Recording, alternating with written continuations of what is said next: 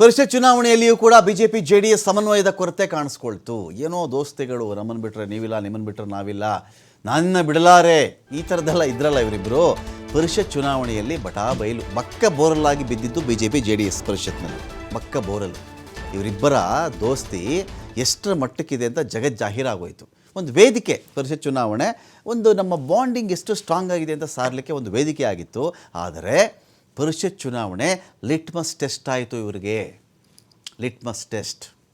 So ಇವ್ರ ಬಣ್ಣ ಹೇಗೆ ಕಳಚಿ ಬಿತ್ತು, ಆಚೆ ಬಂತು ಎನ್ನುವುದಕ್ಕೆ ಪರಿಷತ್ ಚುನಾವಣೆ ದೊಡ್ಡ ಒಂದು ಎಕ್ಸಾಂಪಲ್ ಆಗಿಬಿಡ್ತಿಲ್ಲಿ. B J P J D ಎಸ್ನ ಮೈತ್ರಿಗಾದಂಥ ಅತಿ ದೊಡ್ಡ ಹಿನ್ನಡೆ ಇದು. ಇಲ್ಲಿ ಬಿ ಜೆ ಪಿಗೂ ಕೂಡ ತನ್ನ ಅಭ್ಯರ್ಥಿಗಳನ್ನು ಗೆಲ್ಲಿಸಿಕೊಳ್ಳುವಷ್ಟು ಮತಗಳಿತ್ತು.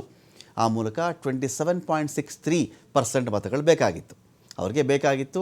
ಲಿಂಗರಾಜ್ ಪಾಟೀಲ್ ತಡಕಾಡಿಬಿಟ್ಟಿದ್ದಾರೆ, ಇಲ್ಲಿ ತಡಕಾಡಿಬಿಟ್ರು ಅವರು ಗೆಲ್ಲೋದಕ್ಕೆ.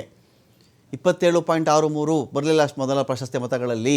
ಅವರು ಸೋತುಬಿಟ್ರಾ, ಅವ್ರಿಗೆ ಮತಗಳು ಸಿಕ್ಕಲಿಲ್ವ ಅಂತ ಬಂದಾಗ ದ್ವಿತೀಯ ಪ್ರಾಶಸ್ತ್ಯದ ಮತಗಳಲ್ಲಿ ಅವ್ರು ಗೆದ್ದರು ಅಂತ ಹೇಳಿದ್ರು, ಎಲಿಮಿನೇಷನ್ ರೌಂಡ್ ಅಂತ ಬಂದಾಗ. ಸೊ ಬಚಾವಾದ್ರಿಲ್ಲ ಅಷ್ಟೇ. ಆದರೆ ಅಂಥ ಅವಶ್ಯಕತೆ ಇರಲಿಲ್ಲ. ಇವರಿಗೆ ಬೇಕಿದ್ದದ್ದೇ ನೀವು ಯಾವ ಥರದ ಲೆಕ್ಕ ಹಾಕ್ಕೊಂಡ್ರು ಕೂಡ 56 ಮತಗಳು ಬೇಕು. ಇವ್ರ ಹತ್ರ 62 ಇತ್ತು. 6 ಮತಗಳು ಜೆ ಡಿ ಎಸ್ಗೂ ಕೊಡ್ಬೋದಾಗಿತ್ತು. 18+22 ಆಗ್ತಾ ಇತ್ತು. ಇನ್ನು 6 ಮತಗಳು ಪಡ್ಕೊಳ್ಳೋದು ಜೆ ಡಿ ಎಸ್ನ ಹಣೆ ಬರಹ ಇರಲಿ. ಆದರೆ ಇವ್ರ ಕ್ಯಾಂಡಿಡೇಟ್ ಗೆಲ್ಲಿಸ್ಕೊಳ್ಳೋಕ್ಕೂ ಇಷ್ಟು ಒದ್ದಾಟ ಆಗಿದ್ದು ಯಾಕೆ ಅಂದರೆ, ಒಂದು ಹಂತಕ್ಕೆ ಲೀಡರ್ಶಿಪ್ನ ಕಡೆಗೆ ಎಲ್ಲರೂ ಬೊಟ್ಟು ಮಾಡ್ತಾ ಇದ್ದಾರೆ. ಇದೀಗ ವಿಜೇಂದ್ರ ಲೀಡರ್ಶಿಪ್ ಆಗಲಿ, ಅಶೋಕ್ ಆಗಲಿ, ಇವ್ರುಗಳೇನು ಮಾಡ್ತಾ ಇದ್ದಾರೆ, ಇವ್ರುಗಳ ಕಥೆ ಏನು ಎನ್ನುವ ಬಗ್ಗೆ ಇದು ಗಂಭೀರ ಪ್ರಶ್ನೆಗಳಿದ್ದಿದೆ. ರಾಜ್ಯದ ಬಿ ಜೆ ಪಿ ನಾಯಕತ್ವದ ಕಡೆಗೆ ಗಂಭೀರ ಪ್ರಶ್ನೆಗಳಿದೀಗ ಎದ್ದಿದೆ. ಏನು ಮಾಡ್ತಾ ಇದ್ದಾರೆ ಇವರು? ಕೇಂದ್ರದಲ್ಲಿ ನೋಡಿದ್ರೆ ಬರೋ ಪಕ್ಷದವರೆಲ್ಲ ಬಿ ಜೆ ಪಿ ಕಡೆಗೆ ಬರ್ತಾ ಇದ್ದರೆ, ನಮ್ಮ ರಾಜ್ಯದಲ್ಲಿ ಬಿ ಜೆ ಪಿ ಕಡೆ ಇರೋರೆಲ್ಲ ಕಾಂಗ್ರೆಸ್ ಕಡೆಗೆ ಓಟ್ ಹಾಕ್ತಾ ಇದ್ದಾರಾ? ಯಾಕಿದು?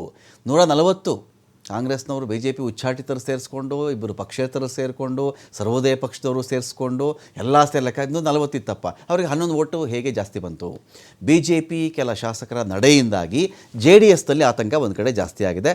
ಶಾಸಕರ ಅಡ್ಡಮತದ ಕಾರಣದಿಂದಾಗಿ ದಳಪತಿಗಳಿಗೆ ದೊಡ್ಡ ಮುಖಭಂಗ ಇದು. ಅಥವಾ ಹೈಕಮಾಂಡ್ ನಾಯಕರ ಭೇಟಿಗೆ ಮುಂದಾಗ್ತಾ ಇರೋದು ಬಿ ವೈ ವಿಜೇಂದ್ರ.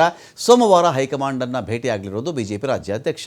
ಕ್ರಾಸ್ ವೋಟಿಂಗ್ನ ಬಗ್ಗೆ ವರಿಷ್ಠರಿಗೆ ಮಾಹಿತಿಯನ್ನು ಇವರು ಕೊಡಲಿದ್ದಾರೆ. ವಿಜೇಂದ್ರ ಅಡ್ಡಮತ ದಾನ ಮಾಡಿದವರ ವಿರುದ್ಧವಾಗಿ ಶಿಸ್ತು ಕ್ರಮ ಆಗಬೇಕು ಅಂತ ಒತ್ತಾಯಿಸುವಂಥ ಚಾನ್ಸಸ್ ಕೂಡ ಜಾಸ್ತಿ ಇದೆ.